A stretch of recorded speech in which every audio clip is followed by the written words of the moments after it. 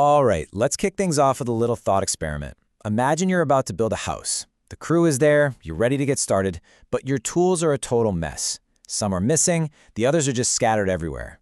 You're not going to get very far, are you? Right?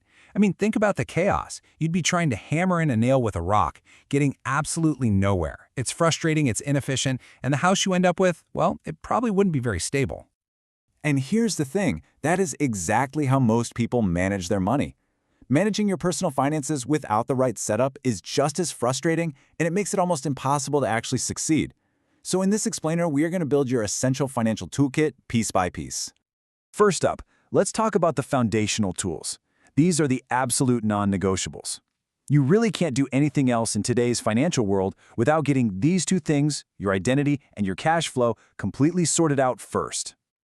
You know, before any bank or investment app will even talk to you, they have to know who you are. This whole process is called KYC, or Know Your Customer. It's a government rule, and it's there to stop things like fraud and money laundering. It's the very first gate you have to walk through. So, to get your KYC done here in India, you need two core tools in your belt. First up is your Aadhaar. That's your general proof of who you are and where you live. Second is your PAN card. Now think of this one as your unique financial fingerprint. It's how the government keeps track of all your major transactions for taxes. You absolutely need to have both. Okay, so let's run through this checklist, because these are some simple but really crucial steps. First, make sure you link one permanent mobile number to your Aadhaar. That's how you get all those security codes. Second, you have to link your Aadhaar and PAN together. It'll save you from major headaches later on. Next, for things like a hotel check-in, use a masked Aadhaar so you're not giving out your full number everywhere. And finally, try to stick to one primary phone number and one email for everything financial. It just creates a single, secure channel that's so much easier for you to manage. All right, so your identity is sorted. Now let's talk about the money itself. That chaos of having just one bank account where your salary comes in and all your expenses go out, well, that's a recipe for disaster. The solution? The magic number is 3. And this system right here, it's a total game changer. You set up 3 separate bank accounts. Number 1, your income account. This is where your salary lands. And here's the key rule.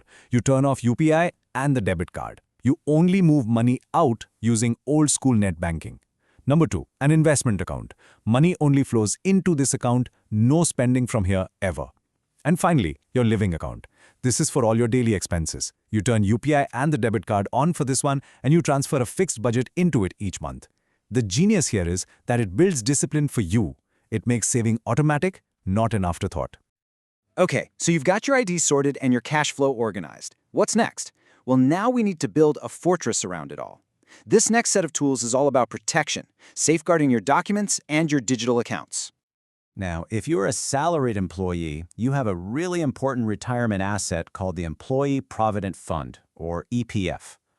Your UAN, the Universal Account Number, is the one single ID that stays with you your whole life. It lets you track all your EPF savings no matter how many times you switch jobs. So how do you actually protect all this important paperwork? Just think in 3 simple layers. First, the physical layer. Get a dedicated file, keep it somewhere safe, and put all your original hard copies in there. Second, a private cloud layer. Scan everything and save a digital copy on something like Google Drive so you can get to it from anywhere. And third, the official government layer. Use the DigiLocker app. It gives you legally recognized, verified digital versions of your most important documents.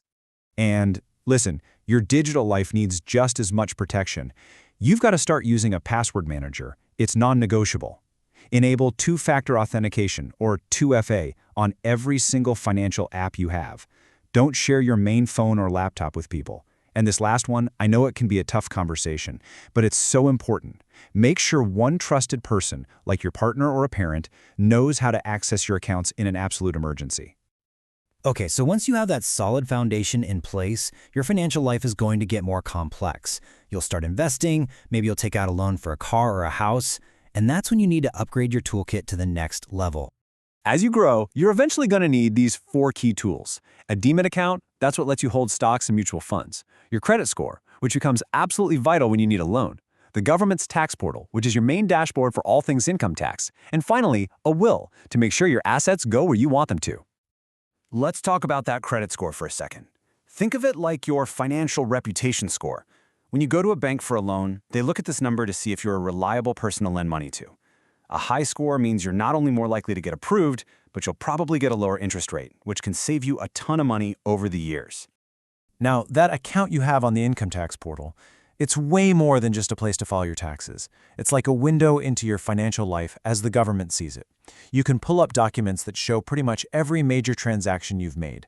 And checking these regularly is a great way to make sure everything's accurate and just to understand your own financial footprint.